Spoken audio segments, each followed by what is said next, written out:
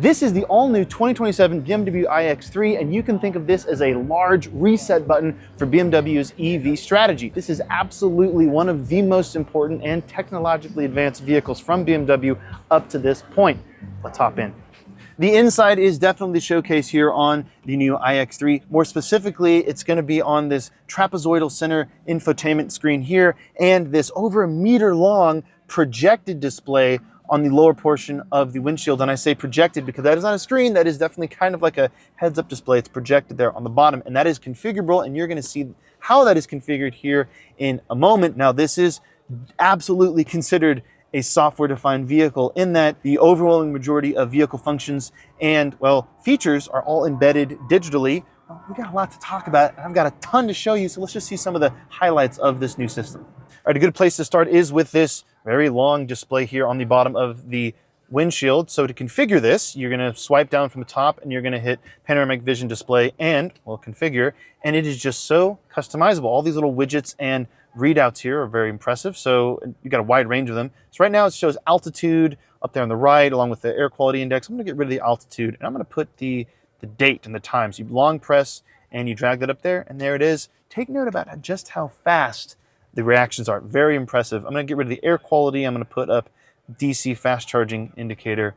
There you go, done. So that is quite quick and it's quite easy to customize it as you go. Now, as you might have noticed, when I swipe down, you also have a series of shortcuts you can add here. So I just added two random ones. We've had a radio station and stability control if you want to use that, but you can preset this to a whole wide range of functions and media shortcuts and all that kind of good stuff. Speaking of functions, we have some digital interactive controls for the vents and the air conditioning. So as you see this one, you have to click this to open it up and you can drag this. This is not necessarily something that is brand new for the market, but this is, please take note of it, just how fast the reactions are here on the screen. And it's very configurable. You can also save these profiles. So you can hit that and that will activate what is already saved there, and you can sync it with driver profiles and it's saved to your phone and digital key and all sorts of stuff like that. And again, this is a highly configurable vehicle that has tons of personalization features packed throughout the entire system. You have all your requisite embedded media apps like Spotify, Amazon Music, Audible, and as you can see, you can also do stuff like Disney Plus and YouTube, not when you're driving, but helpful when you're charging. But you interact with it on the screen as you'd expect. I'm a button guy. I'm a physical controls guy. I always have been. I've not been the biggest fan of these software-defined vehicles, but BMW, this is a really quick and reactive and very clever system. And thank goodness we still have a volume knob or roller, as it were, right here on the center. And you can click it to mute and to unmute. And you've got the most basic of necessary controls, physical hazards. This is your physical drive selector, although for this, as with most EVs, it's get in, put your foot on the brake, it automatically turns on so that there's no power button. But yeah, I do like that there is at least a little bit of physical controls here on the center console. Now, keeping with the physical controls theme, these panels here on the steering wheel are not physical controls, but they are touch capacitive. And while that's usually not great, these work quite well because they basically are only hard press in the sense that if I just kind of swipe around, nothing's really activating. And for the most part, these control what's visible here on the panoramic display. So for example, if I hit the hamburger button, the 3-line button, you come up and you've got personal, BMW maps, trip, and dynamics. Let's go over to dynamics and you press in the center there.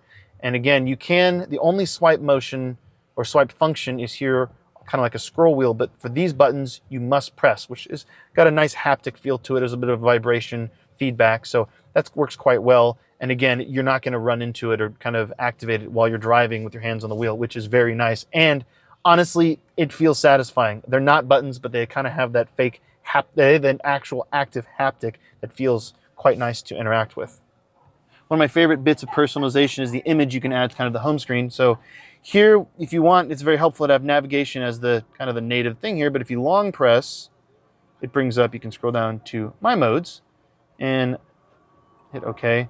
And I have this kind of set to a blue or kind of, I guess it's graphite. Usually it's blue, but if you hit here, you can go to Personal, you can configure, and you can do Display Style, Image, and I've already picked, this is the embedded in here, the old BMW 2002 classic. I'm a classic car guy.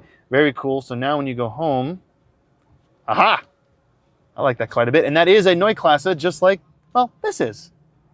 And other than the tech, well, it's a kind of a standard funky BMW interior that we've come to know and somewhat enjoy on BMW's existing products, but this is definitely a step forward. We've got this nice textile dash, which that has, you can't really see it in the daytime, but it has lights and kind of ambient colors embedded in the material there.